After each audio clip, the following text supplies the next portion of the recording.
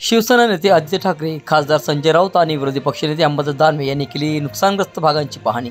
आदित्य ठाकरे यांनी शेतकऱ्यांशी संवाद साधत जाणून घेतल्या समस्या। अतिवृष्टीमुळे शेतकऱ्यांचं मोठं नुकसान झालंय, सरकारने जमिनीवर येऊन पाहणी करावी।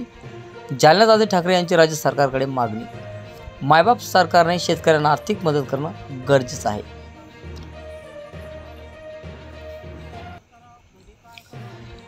शिवसेना नेते आदित्य ठाकरे, खासदार संजय राऊत आणि विरोधी पक्षनेते अंबादास दानवे यांनी जालन्याच्या अंबडगाव या येथे अतिवृष्टीमुळे नुकसान झालेल्या भागांची पाहणी केली आहे। यावेळी आदित्य ठाकरे यांनी शेतकऱ्यांशी संवाद साधत त्यांच्या समस्या जाणून घेतल्या आहेत। अतिवृष्टीमुळे शेतकऱ्यांचं मोठं नुकसान झालं असून सरकारने जमिनीवर येऊन पाहणी करावी अशी अपेक्षा आदित्य ठाकरे यांनी व्यक्त केली आहे। मायबाप सरकारने शेतकऱ्यांना आर्थिक मदत करणं गरजेचं असल्याचं देखील आदित्य ठाकरे यांनी म्हणालेत। दरम्यान या पाहणी दौऱ्यादरम्यान शेतकऱ्यांनी आदित्य ठाकरे यांना आपल्या व्यथा मांडल्या। यावेळी शेतकऱ्यांना अश्रू अनावर झाले होते।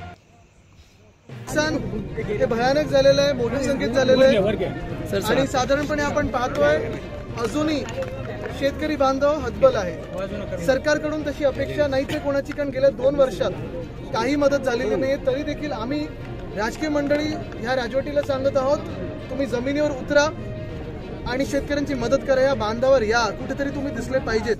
आज शेतकरी हतबल झालेला आहे। आपण पाहतो बागायतदार असतील आणि इतर ज्या शेती आहेत, खरोखर नुकसान जास्ती झालेलं आहे आणि ही कथा ही काही नवीन नाही आहे, पण पंचनामे देखील अजून सुरू नाही झाले। काल रात्री ऑर्डर निघालेली, आमचा दौरा ठरल्यानंतर सरकारला थोडी जाग आलेली आहे। मी सरकारला हीच विनंती करीन की जरा जमिनीवर या आणि जी परिस्थिती ती पहा। सर, एकीकडे लाडकी बहीण सारख्या योजना राबवल्या जातात, मात्र प्रत्येक वेळेस कोणतंही सरकार असो शेतकऱ्यांचं मात्र मरण होतंय। कोणतंही सरकार नाही, आमच्या सरकारच्या वेळी उद्धव साहेबांनी जो शब्द दिला होता कर्जमुक्तीचा तो पाळला। कोविडचा काळ चालू असताना देखील, अर्थचक्र बंद असताना देखील जेव्हा जेव्हा काही राज्यावर अशी आपत्ती आली असेल, मग गारपीट असेल, सततचा पाऊस असेल, आम्ही मदत केली होती। बघा, सर्वांना काही सगळीच काही लगेच मदत ही अपेक्षित नसते, पण काळजीपूर्वक कोणीतरी येऊन विचारावं, धीर द्यावा हे आहे। आणि जे सरकार असतं, मायबाप सरकार असतं, त्यांनी देखील आर्थिक मदत करणं हे गरजेचं आहे। साहेब, कर्जमुक्तीची तुम्ही मागणी करता? बघा, आता पहिली गोष्ट म्हणजे लगेचची मदत येणं गरजेची आहे, ती झाली पाहिजे। अनेक ठिकाणी पंचनामे पण सुरू झाले नाहीत। हा दौरा जाहीर झाल्यानंतर काल रात्री सरकारने पंचनामेची ऑर्डर दिलेली आहे। पीक विमा कंपन्या आहेत, त्यांना सरकारने बोलून घ्यावं, त्वरित आदेश द्यावेत की ज्यांचे ज्यांचे विमा आहेत प्रलंबित ते तुम्ही जारी करा। ई पीक पाहणीची काय अडचण आहे? ई पीक पाहणी तुम्ही आणि आम्ही दोघांनी पाहिलं, एकतर ते लोकेशन पकडत नाहीये, दुसरं म्हणजे ते एवढा फॉर्म भरण्यासारखं आहे, म्हणजे तुम्ही स्पर्धा परीक्षेत बसाल एवढा फॉर्म तो भरण्यासारखं, त्याला ट्युशन क्लास लावली पाहिजे ई पीक पाहणीचा ऍप भरण्यासाठी।